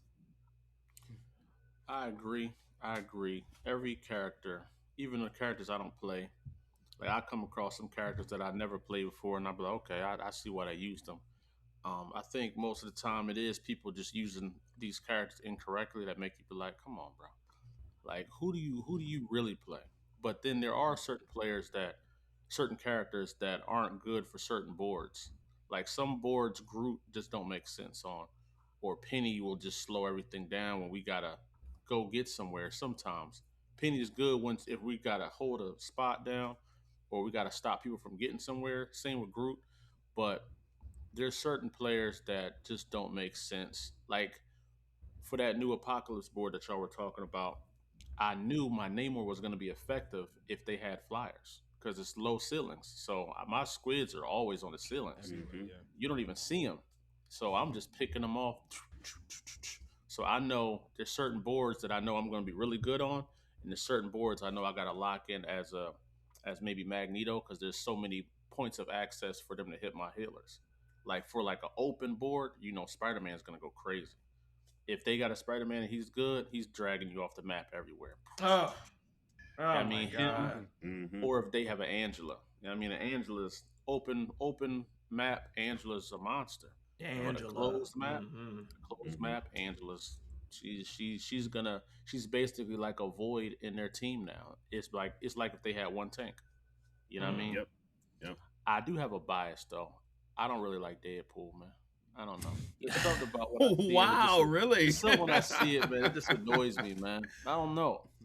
Is Like, it from his kid perspective or the conversation we always have about how they've changed his character over the years? I think it's all of it, Frost. Like I think like I just be seeing all this goofy stuff. I'm like, man, somebody don't shoot this dude. like I don't really see DPS Deadpool ever, but I usually see tank and healer. I Mhm. just hate the concept of healer DPS. Like I think they could have just made him DPS and just kept it like he basically took a spot for a different tank we could have had. Yeah. That might have been cool. He took a spot from a healer that we could have had a different healer. Like he could have just been a DPS. People would have had fun with him. Go out there and do what he does best. He's a merc. You know what I mean? So Yeah, the fourth wall breaking Deadpool that he can do everything is excessive. I understand that. I understand that. You know. yeah, I'm good. Characters. Oh, go ahead. I'm sorry, Wavy. I'm sorry. Oh, Go ahead, no, I was Wavy. just saying, do people like? I mean, I would assume when I see if I last time I played, even like when I look at stuff, I don't see a lot of Punishers anymore. He's still like prevalent like that. He's still prevalent like that. Please. He's still out there. He's still in the Please. streets When heavy, he's man. there, he's very loud. I would say I don't know about like if his pick rate is up or down, but man, like it's He has tough a to be team of bad with Punisher right now. He Yeah, has that's a what I was. team Yeah, up cause with, he's like him and Devil Dinosaur got a team up where he be riding on he be on And they a both get dinosaur. damage reduction. Ridiculous. It's pretty crazy. But the Rocket team up, I mean, he stands right Oh, yeah, there Rocket with too. unlimited ammo. For he gives himself another. He's basically creating another turret. You know the way that I look at that's it true. with less cover. Yeah, that team. I didn't know he had the Devil Dinosaur, but I knew about the I knew about the Rocket Raccoon team. I forgot. I didn't see a lot of people like using them like that. So I thought that maybe he was like one of the people that like just went down in usage rate, but I guess not. I'm wondering. I mean, just the new season in general. There's so many characters that are viable to the point of this question of like, okay, who are we not using right now? Well, at least since the start of season 9, you can viably say that every character is usable. And in a couple weeks or a couple months or whatever, when people start figuring out new tech with these team ups and figuring out that certain combinations are just unstoppable and stuff, I think those kinds of things will be extracted from there, and maybe you start to say that there's a character that again is usable in so few situations that maybe you don't want to play them at all. I just don't see that because again, I mean, like to the point that was made earlier about Penny, for example, Penny is unstoppable. Whenever I tell you she is the keystone, most important player on the field in certain maps, and then whenever you're on offense, when you're trying to push the cart or whatever else like that, she's like a C tier, B tier kind of character. For most people. I mean, obviously there's the lords out there, but I think situationally, there's so many situations and there's so many characters in this game, and it's a part of what makes it so fun is that there's a number of ways that you can put out fires or start fires if that's your objective in the game. Yeah. Yeah. Characters that they have yet to add to the game that you would like to see added, and in what category? Let's go 1 or 2 characters. Wavy, you go first, man. 1 or 2 characters that you would like to see. Game Blue Marvel. Blue Marvel. Blue Marvel. Where? Make a new category for like the best, because he would just blow everything up. Like, whatever. But nah, I think he would be a good, knowing his powers and stuff like that. I think he'd probably be a good, man, what would he be? Maybe he could take. Maybe that's a tough one actually. I'm not sure what he would be, but maybe I would assume maybe a tank probably could be good for him. I would also want to see trying to see who else I want to see. Yeah, they have a lot of X-Men in there and stuff. I want them to focus on some humans. You know what I'm saying? Like give me Black Bolt, give me Black Bolt in there. You know what I'm saying? I'd be nice to see Black Bolt or Medusa. Medusa would be crazy in that game. I think she'd be great for that game. Actually, I'm I think Medusa would be surprised great for we that game. ain't got Ms. Marvel yet. I'm very surprised by that. I'm surprised you don't got Miss Marvel. I'm surprised you don't got Captain Marvel yet either. Because Ms. Marvel was like Marvel Gaming was putting her in the front of everything damn near for like the last couple of years. She in the Marvel Tokon Yep. beta that's happening this weekend as of this recording. You know what I'm saying? Which I was Maybe they surprised. staged Trying to for, get like on a top of special that. event or something. You know what I mean? Yeah, I was surprised like Miss Marvel, like the front person for Tokon. I play with her. She's cool in the game and stuff. She has some nice little combos and stuff. But I was surprised they chose her. And they're pushing her a lot. You know, it's probably because of the TV show and like she's like not a centerfold of the MCU, but like her character I think is well liked, so that's probably a reason why. But yeah, I would assume I was surprised they don't got Miss Marvel or Captain Marvel in there. But yeah, it's a long list of characters they could actually put in there. It could No, I said two, bro. I said two. We'll be here all day. We'll be here all day. I said two. Yeah, that's 1,000%. So I'll probably just say Blue Marvel, and then also who's the same before Miss Marvel, Captain Marvel. Man, it's a long. It's a long. I'm trying to keep it to two characters. It's a long list. So Yeah. yeah.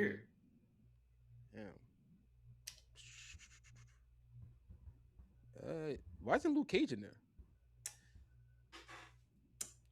I think he'd be a great tank in there. Actually, I think Luke Cage in there too. Put Luke Cage in there.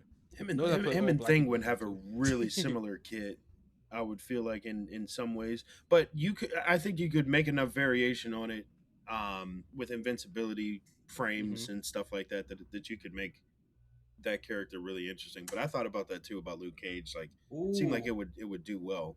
Put him and had the Heroes for Hire team up and stuff. Him and put Jessica Jones DPS. And that too, Jessica Jones, that could be a team up with those two, and then the Heroes for Hire with him and Iron Fist, that could be a team up right there. That's why I'm saying Marvel Rivals is gonna be here for a long. They have so many characters. They ain't scratched the surface yet. They have so many characters they can add. But I'll let y'all go on. I like that combination though. Yeah. Dizzle. I know they got enough X-Men in the game. I know, but I'm still like salivating at the possibility of Nightcrawler's teleportability.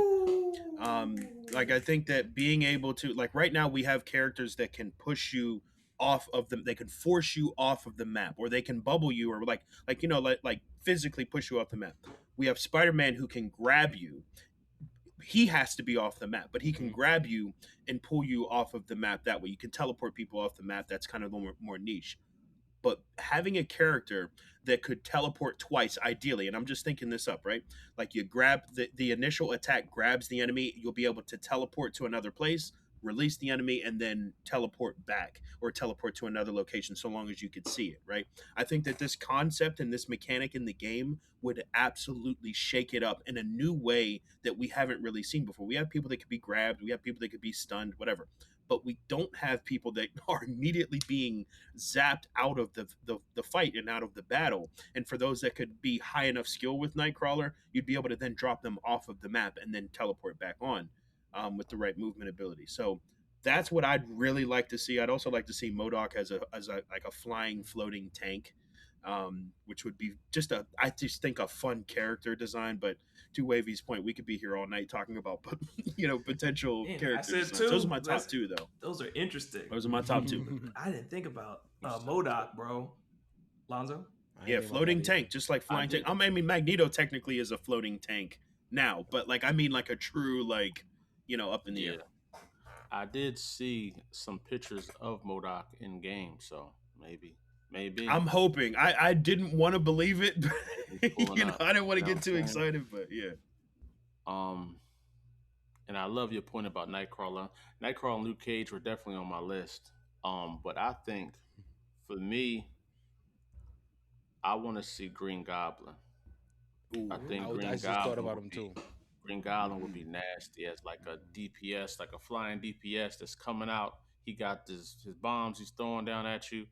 He can rumble. He can stab you with his Mm-hmm. his Man, flying yeah. joint. I Hmm. think that would be a good counter for somebody like a Spider-Man or other flyers, like having him in there. Good ground control. I think that'd be dope.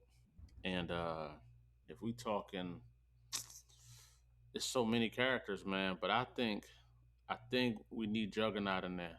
I think we need I'm surprised Jugs, he's not Jugs. added in there yet. the unstoppable Mm, I think we need force. it would Jugs. be so fun. Yeah, so fun. Jugs. You know what I mean? Yeah. I think that's a good counter for Thing. You know what I mean? Mm-hmm. Two people running because Thing run, but he don't do that in the comics. Jug does that. You know what I'm saying? Jug really do that. Right. I just want them to make him bigger. Like make Jugs look a little bit more bigger. Yeah. And you know what I'm saying? Seeing that battle on the battlefield like a Hawk versus Jugs would be glorious. You know? Bro, that would be fire. Yeah. That would be fire. That's true. I don't know. I think y'all put out some good points. I'm thinking basic, like, Colossus, as it probably the tanker DPS, so standard Colossus or whatever. Nice. Invincibility, Dude, push I do. forward, you know what I'm saying? Like very straightforward. Like I think that's you guys are talking very technical. I think I'm even thinking Colossus is very not even trying to say basic, but he's basic. It's unstoppable shield, move things forward, strength, hits. Probably does like maybe like a good one or two attacks of control of some kind, like a smash, like not to the level of Thing, but just some type of forward movement. You know what I'm saying? That could be on the level of Jugs. Jugs is unstoppable, but Colossus is like a moving steel plate, like just definitely pushing that way. And then I was also thinking Nightcrawler, but definitely thinking at that point because like we already have that technical point of Jeff being able to eat everybody, spit them off the map, or eats everybody, and then takes the L with everybody, which I Forgot cannot to mention that too. stand that move. I respect it, but at the same time, I guess I'm a victim of it too much to say you just a punk. What are we doing? Like, what are you doing? I love. I hate Judge Shark. I hate Judge Shark. I love my techniques where I have Mr. Fantastic or Cloak and Dagger or Emma, where when I hear yob yob, I go my R1. Like especially with Mr. Fantastic, I go like this. You can't eat me. You can't eat me. I don't know what you was doing. Something. Same thing with Emma Frost. Diamond can't eat me. What we doing? You can't eat. Failed. You know what I'm saying? But yeah, no, I say like Colossus, and I'll piggyback on Nightcrawler, and like a couple other people too. You know what I mean? Like to be redundant, like Rhodey. There's so many different things, like characters that they're trying to think like who to add that wouldn't be like a redundant, like Miles. Why? Because you just have to have two Spider-Man instead of one. Man, do it. Add Miles, please. It could be dope though. I ain't gonna lie though. I think one honorable mention I would want if it was an X-Man, and I think he could play tank or DPS. He could be a healer too if they do it right. I would want Bishop for sure. That's a good addition right there. That's a good addition because he's kind of absorbing. You know what I mean? Like his special could be his special will be one of them specials you hit when somebody else activates their special.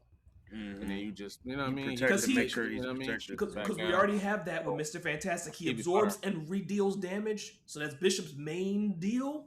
So we have the mechanic. It's not impossible. It's not impossible. Yes. Yeah. Yes. And then him.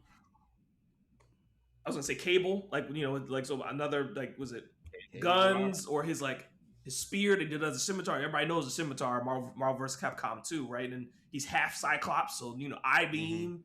You know what I mean? He's dope. He's dope. There's so many characters that they can pull out. You know what I'm saying? And do good with. When it comes to the X-Men, they can just keep going. Like if they wanted to just do X-Men for the next year, they could, and we would be satisfied. I'm saying, or it'd be quality characters too, or Morph. Because Morph can turn into someone and use an ability, so he probably use whatever character's second or their first. Like he can't use their ult, but he can use their I wouldn't be surprised if they do I wouldn't be surprised if they do Mystique before they do a morph. Now Right? here's no. You took that right up. Here's why that which- doesn't make sense, because she only can look like somebody. Yeah, but you remember in the old version of Mystique, she always had that big ass gun. She Mhm. stayed with a big old gun. Okay. She always had the pew pews on her. You know what I mean? Don't get it twisted. But She her was- turn, but she her never turning into people, hesitated for that, but no, her turning into people does what? That's her main ability. Her We turning can into do I other would people. say it's. I would say like something that you could creatively do with that though. You could instead of turning into people, you could say that she shapeshifts, right? Yes. So like Mhm. she could shift into different shapes. Maybe you could talk about like using that as almost like a traversal sort of ability. Maybe you could shape, traverse into the shape of that tree over there, and then suddenly instead of that tree, now that's you. She only sitting there. does So, people. I don't know. She only does There are people. ways that you could get creative with that, but you could you could maybe shapeshift into a teammate on the other team, right? Maybe you don't assume their abilities, but maybe you look like them, and that means maybe you don't get hit for a few seconds, and you can maybe go around the flank, it could be a and good attack. diversion. Yeah, as a diversionary sort of thing, Yes. as like a clone or a distraction sort of technique added to it. But I always thought that with Mystique, and then it's another form of invisibility. I think. Yeah, no. When you can clone yourself to make it look look like something else. say strategy would be thinking about it, and I'm just trying to work it out. You turn into you pick Mystique. One of your teammates takes out Punisher, and then Mystique goes to backline, turns into Punisher. Punisher's with whomever going like this, and they go, yeah, I got my Punisher, whatever.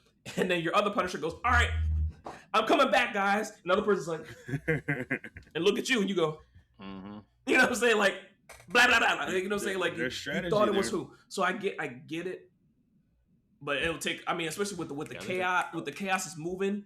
If you see another Punisher and you think that's your boy, and it might change the color of your name, because everybody got health bar. You can see who's an enemy, who's not. Yeah. So that'd be a lot to change Right, it to like yeah. you think that's an ally, and that however long that ability lasts, 30 seconds. That might be. I just too remember long. that being 20 a seconds. power up in. Yeah. I remember that being an upgrade in Call of Duty. That was one of the perks. I can't even remember which one it was right now, but in Call of Duty multiplayer, you could, your special was like you could clone yourself to look like a teammate or look like one of their teammates, if just not for a few seconds.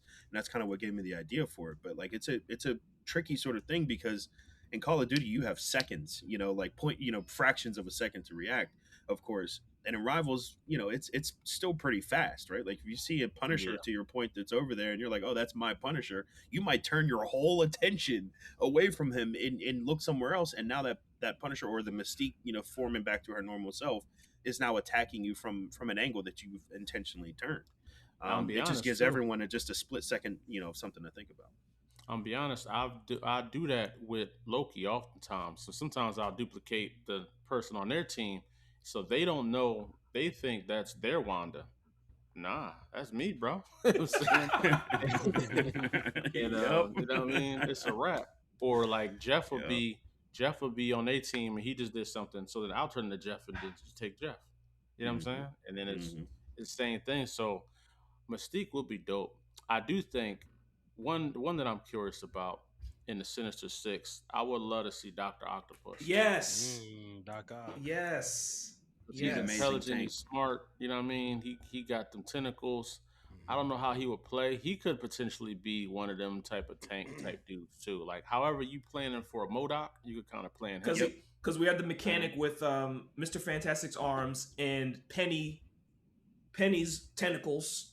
So that's like out. So we were already talking about angles for different things that he could do. And then Mr. Fantastic's grab that I mentioned earlier, Doc Ock, grabbing, holding people, you know what I mean? That could be a grab. Yeah, he could be holding them with the tentacle and still be able to move around or throw them, or whatever else like that. Because Emma Frost has an ability that one thing I say utilize, I'm really trying to master it, is if she gets with her L1, if she gets a healer in the diamond pull for the health and I shoot that, healer's done. I rarely catch a healer out lacking with that diamond ability. You have to be aiming and tapping on point to pull that diamond for damage. So same thought, being able to pull a healer out, like you said with Doc Ock, holding them up, maybe doing damage, maybe holding up like this and be like, yo, everybody shoot them Shoot while her, I'm yep. holding them like this. You know what I'm saying? They be like, all Yeah. right, bet, do. And, so. Yeah, And being able to like slamming attach people himself to around. walls, you know what I mean? Like he could be Ooh. like a Venom or something like that. He could be lurking, above your spawn, for example, and just picking you up and grabbing you, like, "What's up?" Like Yeah, that could be an Ooh. OP setup. yeah, it could be. It's so much Marvel can do, man, because their Yep. characters are so versatile. They Mhm. can they can do anything, and even like with a character like Hood that's coming out, right? Like Yeah, Mhm. Oh, yeah. I don't even really know what to expect from his kit, but I'm sure it's gonna be it's gonna interesting. bang. You know what I Mhm. mean? Because no one participated Gambit to be a healer or Jubilee, and the See? Gambit as a healer works perfectly. It does. I agree. It's actually pretty dope. You know what I mean? I agree. So 2 more questions. In the things that we've talked about, we're all talking about team strategies, which is a big thing about communication, especially in this era of social media and people being toxic and just trying to be the main character. But there are people out there who want to have a good time and know how to strategize. Mhm. How can the game garner a better and more inviting community? I know it's a rough question. You'd be like, pass. We could just technically go back to the next question. That's totally impossible. But in a world where everybody knows how to communicate and not be toxic and actually be, all right, we didn't win, but good game, and not, my whole team was cheeks, and that's why we lost. Not discounting their numbers if they even did anything amazing, but it's like in a dream, like trying to think about how to make the game a more inviting and more healthy community for people to want to be in. I would say I know some people are against it, but and this can only be in competitive. I'm not opposed to role queue. Mm. I'm not Mhm. opposed to role queue at all. I think that would make the game a lot better because it's people just being ignorant to be ignorant. Like, yo, I'm not going tank. Well, it's too bad, We bro. ain't gonna That's have what's a left. tank. Yeah. You gotta be. You know what I mean? Those roles are already filled. And then even in game, like when we got to swap out, if the person want to swap to a tank, that tank has to come off that. You know what I mean? Or you know what I mean, vice versa. You got to figure it out. So that I think that would even make the game more teamwork heavy because we go in there knowing like, all right, who do you main? Who do you main? Who's your main? Who you main? All right, you stick tank, blah blah blah. I got healer. We just lock in. You know what I'm saying? But I think role queue would make the competitive community better. Roll queue. I like that. I like that. I'm not opposed to that. I'm not opposed to that. I'm not opposed to roll queue either. Just as an option, maybe. Because the other side of it is I do see the creativity of team comps being something different than 2-2-2, and there being value and fun in playing the game like that, and also opposing if they're running 3-2-1, maybe we could run our own version of whatever else like that to kind of counter Yeah, that. it was a 4-1-1, um right? Tank 4 DPS healer, like because of Jubilee or four. yeah, Yeah, yeah, you yeah, can yeah, you can yeah. mix it up. So from a creative like overall possibilities perspective, I do understand, keeping it kind of free and open, but to that point, Yeah. role queue would teach people. I think it would help people. Let me not say that. It would help people learn.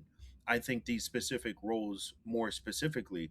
If you're having a bad day or having a bad game as a tank, you can't just switch off to a DPS because that's your favorite character. Or that's your, like you got to switch to another tank. Like you're either going to be Yeah. you're going to be bad at this tank, or you're going to learn with this tank. Rather, you're going to learn with another tank. And I think that it does sort of funnel you into that. And that would be like my biggest thing. I know we'll get into it with the next question, but like you know having the community focus a little bit more on learning, and playing their role, learning the roles, playing their roles, and learning each character, I think would help people become less frustrated. The people that are yelling like, "Oh, I went 32-5. How come you're only 10-12 or something?" You know, there's a moment right there where I think there's a moment in every game where you can learn something about your gameplay. Maybe I just didn't play well, but maybe I played poorly into something, or maybe this isn't the best character for this map, or whatever else like that. I think that has to be more a part of the analysis rather than people pointing fingers. I think this is a very tempting community that's very tempted to point fingers. I Yeah. did what I was supposed to do. What about you? You know, that's not what this game is about at all. It's about how you can accomplish what you can accomplish as a team. So I admittedly don't know how the developers could do that or how we as individuals can do that, but continue obviously, you know, trying to help people whenever there's moments of help. That's the biggest thing. If your DPS sucks, it's probably because they're not doing something right. Maybe they're just a thrower, but it's probably because they're not doing something right. So even just saying, hey, don't, you know, dive in so much or peel back a little bit, that could be more helpful than just saying, bro, you went 10 and 12, you're trash, uninstall the game. You know, so that could be a start, but it's an uphill battle for sure. Yeah. Yeah. Yeah. I have two sides to this. I mean, I think to be on the positive side, I think like what Alonzo said was a really good one. The roll queue that could definitely help out, especially in a certain mode in ranked. I think that could help out just because, I mean, just all the ranked dash honestly with the 2-2-2 whatever. Just because like they had that before in other games. I know Overwatch had that before and everything where it was like 2-2-2, and it was actually like really good. Like you know, and if you lost out on the roll, you lost out on the roll. Yeah, you got to choose somebody else. But then that could also be like if you don't know how to use that certain like that kind of tier, then now your team is kind of now is not that good, whatever. It's And affecting probably it's not gonna affecting their win. result. Yeah, it's affecting the Yeah, result. affect the result. Somebody Exactly. playing out of So, position, basically. Dog, I'm trying. Exactly. I'm trying to escape.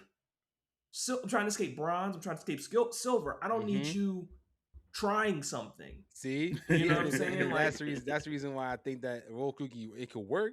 At the same time, it can't. You know what I'm saying? Like it's just like it depends. Like I think if you're going to ranked, that's when you need to. It's time to lock in. It's time to know, like what you can, what you good, what you can, who you can use, who you can't use. Because no one got time for like losing and going down their rank, especially the sweaty ones and stuff. Especially the sweaty ones, because Mhm. they'll tell you in a minute. You'll switch up that character. You need somebody else. You need this. We need that to combat this character. period. And people might not want to do that.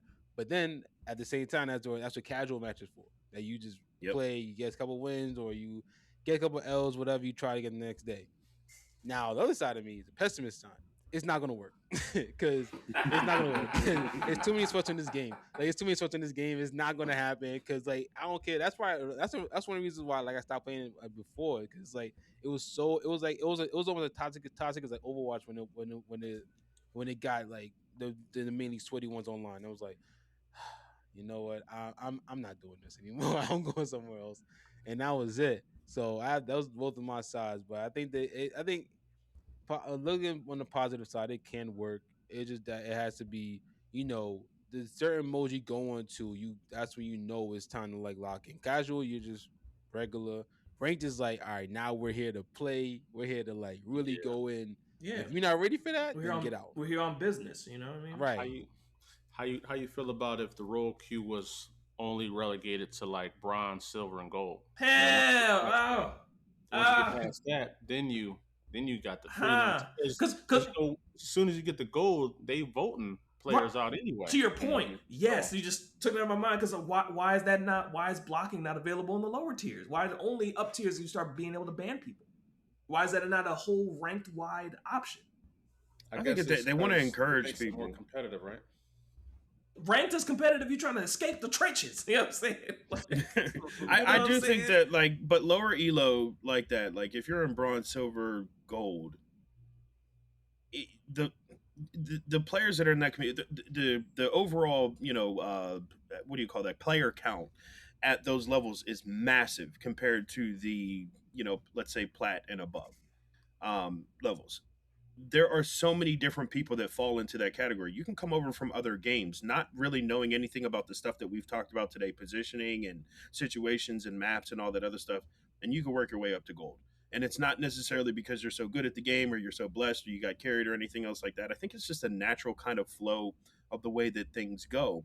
And then once you get to gold, you start to enter that category that separates the wheat from the chaff, which is why the bans come in at that Yeah. point, because bans are about strategy. It's about blocking the other team's strategy, or it's about your team specifically wanting to implement a strategy that you must now ban players so that you can guarantee that you can like bring that force to the other team. When you're in bronze, silver, and gold, people are just playing, man. They're just it's almost like a team deathmatch lobby, with slight objectives, side objectives rather, of moving the cart and things like that. And because there's so many people that are playing in that range, from people that just hopped onto the game to people that are actually trying to climb, it makes it the hardest to climb out of that range. But there's no need to ban anyone, because there's people that are like, I don't even know the strategy of, I barely play this one character, let alone having to block a meta or block a whole team strategy that might get in the way of me doing my thing.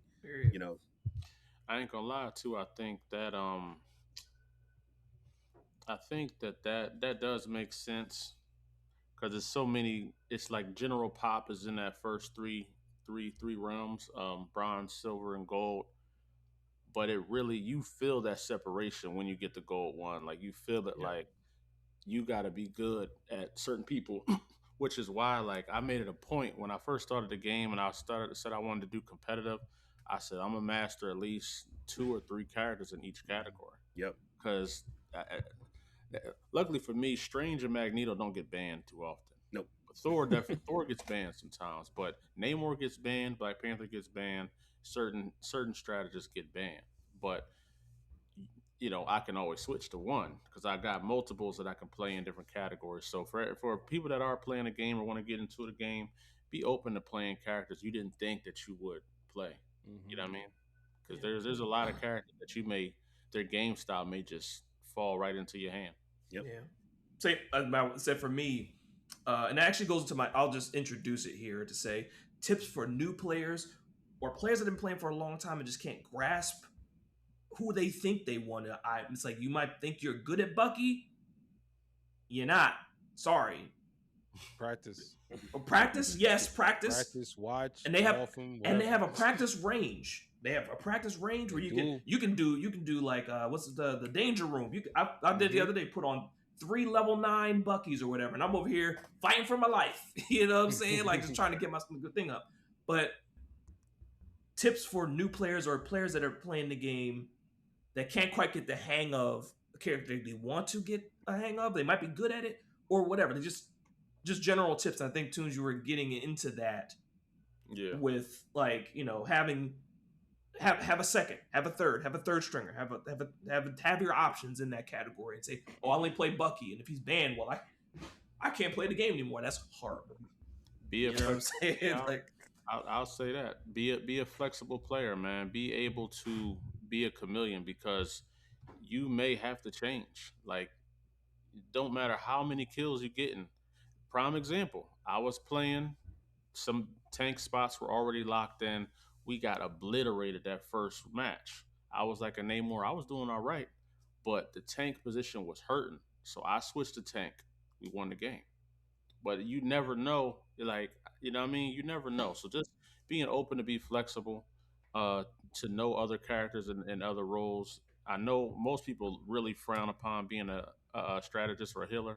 Like, I think that they think that's like the boringest, most unimportant role to have. Not important. When it's the most important role to have, right? Absolutely. But learn. Yeah, I would say that, man. Everybody learn a healer, learn the tank. DPSs are easy, man.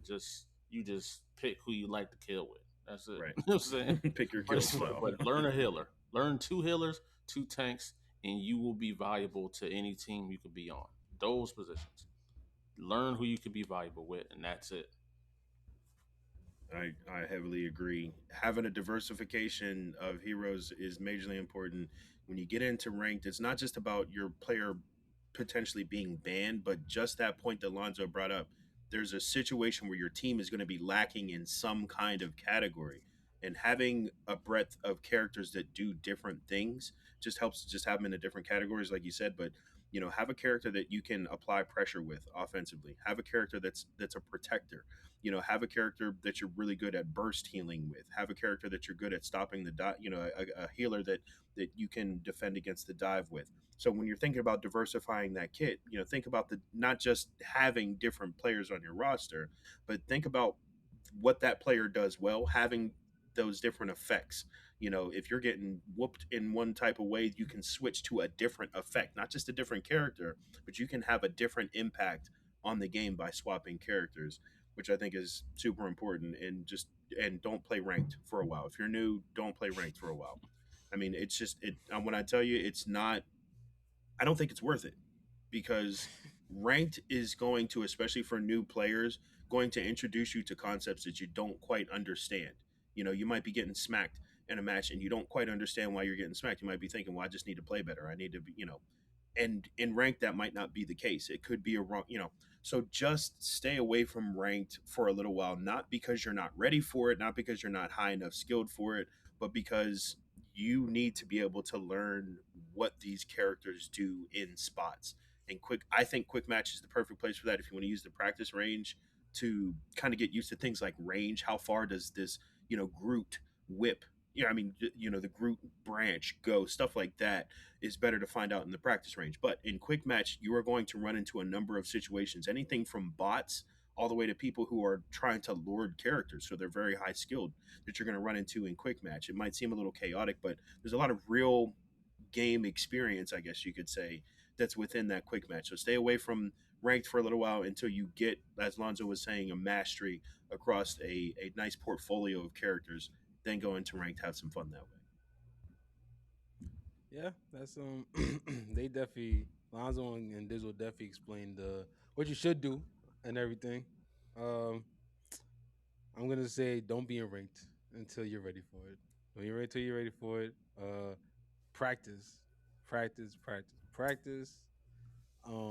Don't let words hurt you. That's right. Turn them comms off if necessary. If you're going ranked, you're not well enough. So watch tutorials, do whatever, man. The practice range is there for a reason. The danger room, whatever. Like just practice with, and not don't just do one character, because like they said, if you get banned, if that character's banned, oh, you can't play no more. Or like you, if they ever do the what's it called, The roll queue. the roll, if they ever do roll queue, and now you got stuck on tank, you can't play tank. Oh, now the team is in jeopardy now because of you. Like I can see that being a mode. I can see that being an optional mode. Mm-hmm. You know, what yeah, I'm I can saying? definitely see it being in the mode, and it'll be like it'll definitely be very toxic over there. I can already see it. I can already see it right now. Yeah, there's gonna be no room for but- error in that lobby. Exactly, so but yeah, practice practice range. Do some quick matches, casual matches before you step into that range, because it's a whole different ball game when you get into ranked matches. So yeah, but I'll be in casual or quick matches until you master certain characters, and when you're ready for that, then you move on to the next level. Then you graduate, my son, Right. or my daughter. Then you graduate. Exactly. The thing that I find that I don't hear a lot about, because people might jump straight into ranked or even jump into quick play, but I think it's underutilized. And I think Tunes and I, we did it one time, and I haven't done it in a while. You can take a friend into practice range with you. Yeah. You can go. Right. You can take a friend in there with you, so y'all could be just kind of like this character. I don't think you can fight each other. I don't recall, but you can. I don't think so. You can be in there with a friend, so they might be like looking at your moves. They could be somebody that's in there with you and go, I see. How about try this? And they might try a character and go practice on the whatever and show you, because sometimes you might not you just don't know. You don't know what you don't know, right? And like say to everybody's point about watching videos. And I'll get to that in a second. Just in general for my guy here. Watching videos for tips and things like that. Sometimes you might watch it, you might forget it. People can help you with that. But there's a mode that you can play against AI, and you can basically play chess by yourself.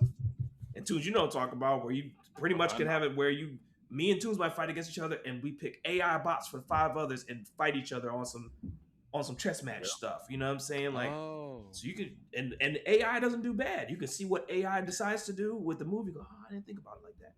I ain't gonna lie to a lot of them high ranked teams being in practice ranges, man. It's working on strategies and flanks, and you go here, you go there. Like teams, them cats that's really elite, they be in there practicing that Spider-Man. They just practice to pull off the map all day. That's all they practice. It's like with the FGC and all that. Like if you okay, cause I be watching some FGC. I've subscribed to a couple of them, like, and everything. If you see them and they live, whatever, It just being like the practice and it being the dojo, just practicing mad Yeah. combo strings and all that kind of stuff, the blocking, all over and over and over and over again. Okay, you know what I'm saying? And I think there's a quote that Corner used to say that like practice until you can't get it wrong or something like that. You know what I'm saying? Mm-hmm. So like and that's what they do. And I think those teams, like you said, they be in the practice like those Marvel rivals, like I think the league and everything, like They those be in teams, they there. probably just be in the practice range all day with each other, looking at different things and looking at different like uh how does this projectile like how what does it launch to like how much damage does it do and stuff and how they can team up with it. So Range, yeah. all that stuff. Mm-hmm. Facts. I actually learned Black Panther by going into that Doom match. You know that like player versus everybody thing. Yeah. That like Yes, that I mode too for DPS. That's the other thing. Going that's into where I the learned Black fighting Panther. players. Yeah. I just went in there and I was like, yo, I'm not until I learn how to get kills instantly, I'm not getting up out of here. So I just went in there with Black Panther. Then once I started feeling comfortable, I went in a quick match. I said, oh, I'm kind of nice. And I just kept working and working and working, and then that was it, bro. And then you know what I mean. So yeah, use them other games, man. Use the practice ranges. Use everything just to get nice. And For you real. too can be a Oh. success. Success. But overall, I'd say I love the community conversation that we've had here. I feel like not that we're rare. I think there are a lot of us out there that are similar in a way that we want to have a conversation, have a better game, have fun. Strategizing, communicating is fun, y'all. Trust me. Being a lone wolf is cool, but it's not progressive. That's all I'm saying. That's a wrap, squad. Be sure to search for us anywhere on the internet at Fukuname. Check out all of our available content across all platforms. I've been your host, Frosty Phoenix. Catch me across the web, FROSTYPHENIX. Video games, voice acting, all that good stuff. Squad, close out with your socials. We'll go Wavy, Dizzle, Tunes. Was goody, everybody. Thank y'all for listening to another episode of Fuka Pod. You know what I'm saying? Y'all has been listening to the voice of Wavy God again. Of course, you can follow me on X or Twitter or on on Instagram as well. I put it in the beginning of the episode. I'll say it again. WAVII_JWD on X, Twitter, and WAVII_JWD Instagram. Sneaker lover, anime watcher, video game player is signing out, and thank you to our guests for being here today and the knowledge of Marvel Rivals and stuff like that too. You know what I'm saying? So I'll let them put the outros out, but Wavy God is out. Yes, sir. Yes, sir. I appreciate you guys having me on as well. This has been a wonderful experience, by the way. We got to do this again. Certainly with this game or with other games as well. Make sure you catch my content at King Dizzle Games. That's King Dizzle Games. I'm on YouTube. I'm on Instagram right now.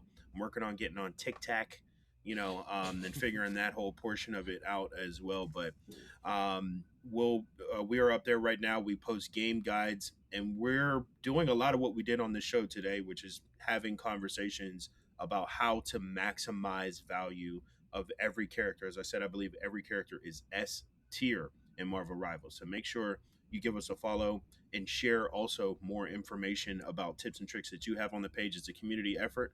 We'll get there one post at a time. King Dizzle Games. There you go.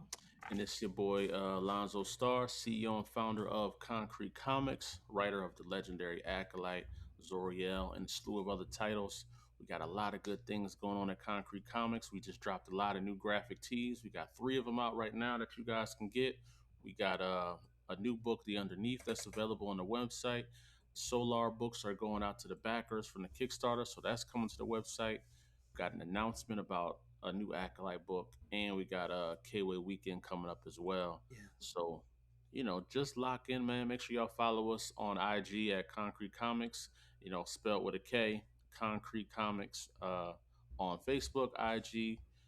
I'm getting better on TikTok as well. Yes, sir. Yes, sir. One breath at a time. Man, just to stay in touch, Fook. I really appreciate y'all having me on this podcast. This was fun. We definitely gotta come on this joint and talk maybe seasonal Marvel rival stuff, man. You know what I mean? It's a thought, man. See how the game rolls out, what changes they make. Season 9 is currently active.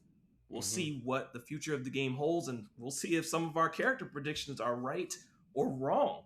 what they decide to do and how that works out for everybody moving forward. Whether we continue to love the game or absolutely hate the game, depending on who they decide to put in the ring with the rest of us. It's been good, squad, and let me see. Try to find it. Squad. Thank you, Desert. Peace out, y'all. Peace.